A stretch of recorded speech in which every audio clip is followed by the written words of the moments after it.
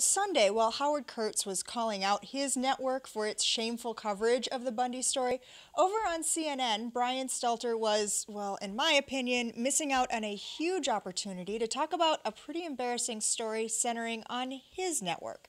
A Chicago Tribune investigation published very late Thursday night revealed Mayor Rahm Emanuel's office had influence and input on the storylines running through the CNN documentary series Chicagoland. The Tribune obtained more than 700 emails through a Freedom of Information Act request. In them, promises from the producers to show the mayor as, quote, the star that he really is, requests that he set up appearances at Fanger High School or have more phone conversations while being driven around in his SUV, something that viewers see happen at least once per episode. The mayor's office denies working with the producers or granting them any special access above and beyond any other media outlet. Here's the Tribune's Bill Ruthhart. He reported the story. Mayor's office did not want to answer any specific questions regarding how the series was filmed, how certain scenes came to be. They issued a blanket statement pointing out that the access that was given to CNN and the things that they did for CNN were things they do for any reporter, including the Tribune. I would note that most of the local media don't get the kind of access that CNN had for 9 months.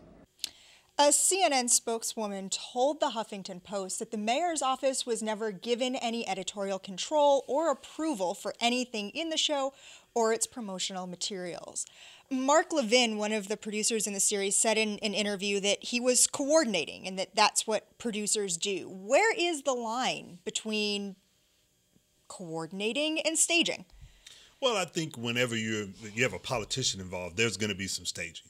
They're going to try to put him or her in the most positive light, and I think that this whole Chicagoland thing was a part of that. For them not to have some sort of coordination, that's unfathomable. There had to be something, and for these emails to go back and forth, that it just doesn't seem to be unusual, at least in the way that I look at it. But I think that what is the problem for CNN is the fact that they've basically promoted this as being unfeathered access and a look behind the scenes when in fact, it was some staging going on there. I watched a couple of installments of it, and my impression from, those two was that this really was kind of PR for Emanuel and the city. Now, I don't blame the mayor. I mean, politicians, that's their job. If they're going to offer it to you, take it. And they're going to take it, and I hear CNN saying, well, the whole series, we showed the warts and the problems and murders and all this kind of stuff. But really, I mean, this is kind of like, again, going back to our first story, when the president is saying when ignorant people say stuff, just let them say it. Read those emails, and that pretty much tells you the level of collaboration that was going on between CNN, the producers for CNN, and the mayor's office. Well, and anybody who's watching or listening to this program can read them. They are available. The Tribune put them up on Document Cloud, and we have links available on our links blog under the programs tab at kbia.org.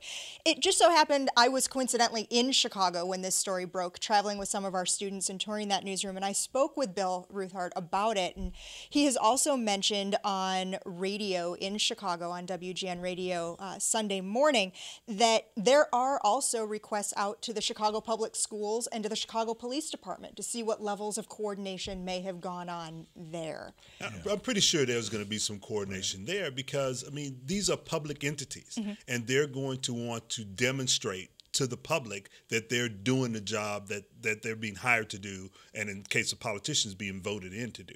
So there's going to be some staging there. It's just a question of what level was it at, and was it done in a way to sort of manipulate the way in which the government operates on a daily basis. Well, I mean, and it was clear from those emails, even if CNN, the producers, didn't get everything they wanted, I mean, they were talking about how to set up particular shots, how to stage certain scenes. I mean, it's pretty obvious. Drive around more. Let's drive around more. Okay, some of this is going to happen. I mean, let's not pretend it doesn't. But what really bothers me about this, I applaud CNN for trying to do things like running more documentaries and more series and other shows. It's not just kind of the news of the day, but this really raises some serious concerns. Remember, it wasn't that many months ago when CNN was planning to do a documentary about Hillary Clinton, and a lot of people were up in arms about that. Well, maybe people should be up in arms if that's the kind of thing you'll do to get access to important people. And here's the thing, if you're going to do those types of things, you need to be transparent about it. And I think part of the problem, like I said earlier, with what CNN is doing is that they're saying that that it's one way when in fact it's another, and that's just one of the things that gets them in trouble. So speaking of that transparency, the last thing we were talking about was Howard Kurtz calling out his network for not covering something properly. Should we have expected to have seen this on Reliable Sources on Sunday morning? I think we should have seen it on Reliable Sources, but I also think that CNN has a responsibility to let the public know that this is the access we had. Here's how it's being put together.